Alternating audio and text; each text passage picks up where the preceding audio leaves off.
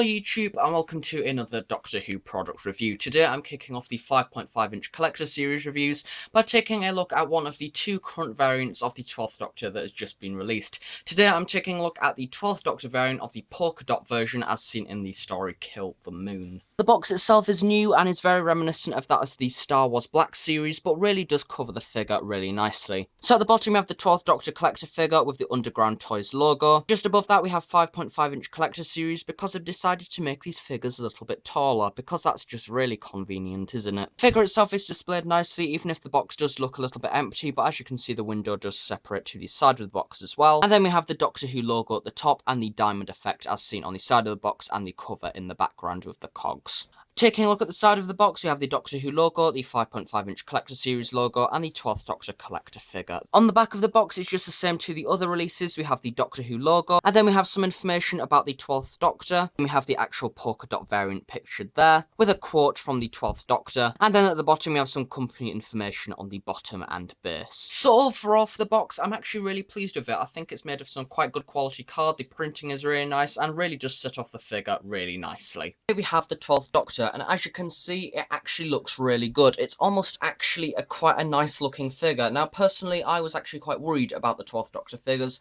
as I felt that the likeness didn't really look like Peter Capaldi too much. But now having it in hand, I like it more. I think that it does look like Capaldi, and I think I can sort of get away with it. I think that it is a okay passable sculpt to wear, better than the dreaded 3.75 one.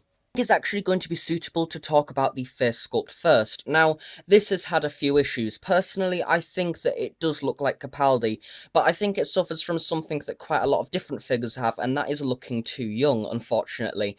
Now, I think that this figure obviously does look like Capaldi. It does have some great likeness in there, but I think that there is just a lacking creases and aging on his face. Now, this eyes have been done nicely. They aren't sloppy at all. Very crisp paint in there, and the eyebrows have been done nicely as well with the grey paint, really nicely fitting in with the hair the same colour and things. We have the lips, once again the same sort of expression there, which I think is one of the main problems with this sculpt. I think it's generally the expression. I think that it generally looks emotionless.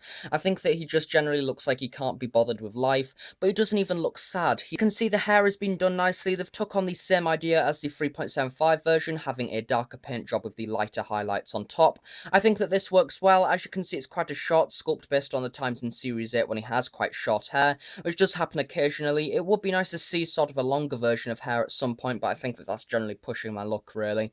Lights, you can in fact see some sort of creasing around the eyes, which is really nice. So there is some aging in there. I just think there isn't really as much that there could be.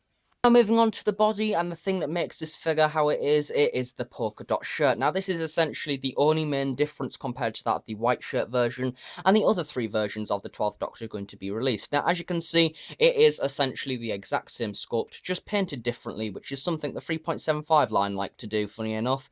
But yeah, as you can see, the shirt has been detailed okay. At the top we have the additions of the collar and things and the detailing in there, and then running down the middle we have the lines with the detailing of the buttons and things, along with some detailing of some creasing here and there, which is nice and definitely gives it quite a nice lifelike effect. So the spots are okay. I think that they're a bit over-exaggerated in places, but I think they aren't as worse as some people claim they are. I think they are a little bit too big, but I do still think that they work quite well. As you can see, they've been just done with some nice white paint, and thankfully there is no paint leaks, as on a black background that would have been absolutely drastic. Moving on to the Crombie cut, as you can see, this has also been done nicely. We have a few additions of buttons there going down the side, and then we also have the two collars at the top there. As you can see, there is a line running around the edges to represent the stitching, which is nice. Moving on to the back, around the spine area, we have a line going down the middle of the coat representing the stitching of the coat. Then as we go down to the bottom, we have the addition of the creasing going around. This really makes the coat quite lifelike. And then this is the bit we have all been waiting for.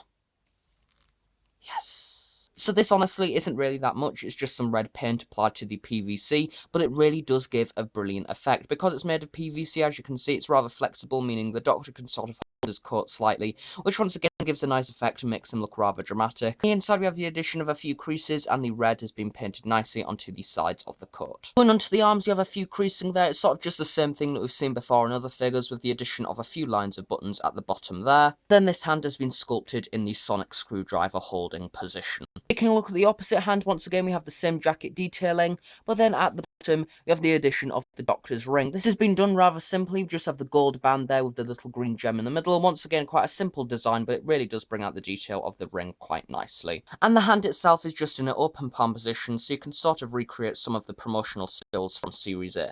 Moving on to the legs now, as you can see, these are pretty generic. They're a new sculpt, but we do have the addition of a few creasing there. At the top there, we have the stitching of the actual trousers themselves around the crotch area, and then we go down to have a few creasing. As it gets to the bottom of the trousers, we have more creasing as it overhangs onto the shoe. This is once again a really nice lifelike effect and really does apply to how the costume looks in the actual show. Taking a look at one of his boots now, as you can see, these have been really nicely done, actually. I don't know why, but character options seem to be very good at doing boots.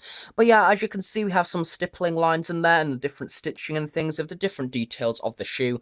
I believe these are called Doc Martens, but I don't know for sure. But as you can see, some glossy paint has been applied to this to bring out the details and things.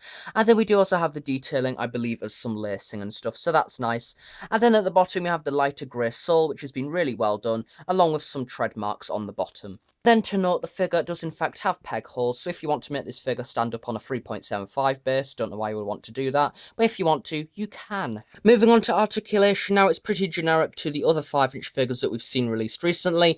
As you can see, the head can turn 360, but we don't want to do that for paint scratch. Then we have the additions of a ball joint at the arm, and then the movement of 360 at the upper arm, along with bend at the elbow and 360 at the wrists. So have the addition of waist articulation, which can move 360. Then we have movement at the leg, out of course, 360 at the thighs, and then bend at the knee.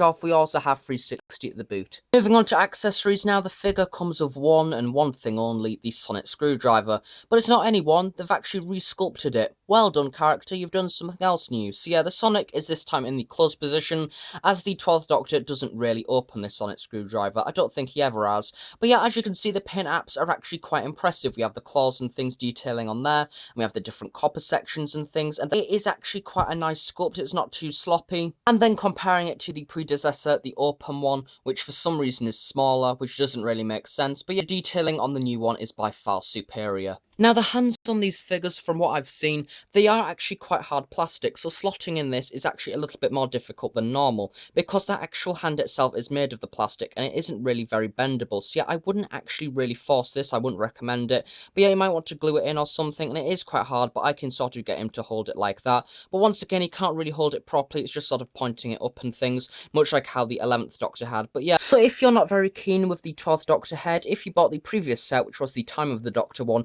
funny enough, released near enough just about a year ago, you can actually take off the 12th Doctor head as it is on just a standard peg there. This just reveals the standard peg and then you can put the other version on top. And then if you swap the head over, the end result is this. Now, personally, I think that this looks a little bit better, maybe in stop motion and things, as it actually generally looks like he is interested in something, or maybe actually shows emotion, unlike this one here, who doesn't really show much emotion at all. And now comparing both of the Peter Capaldi figures that have been released so far, as you can see, these are the two that have been released in the UK. They are essentially the exact same figure, exactly the same detailing, just with the different paint apps. So yeah, if you want a figure that is more screen accurate, I would go for the polka dot one, and maybe if you want, go for the white shirt one if you generally like the white shirt one, but overall there isn't really too much between them. Now doing a comparison with the 3.75 one.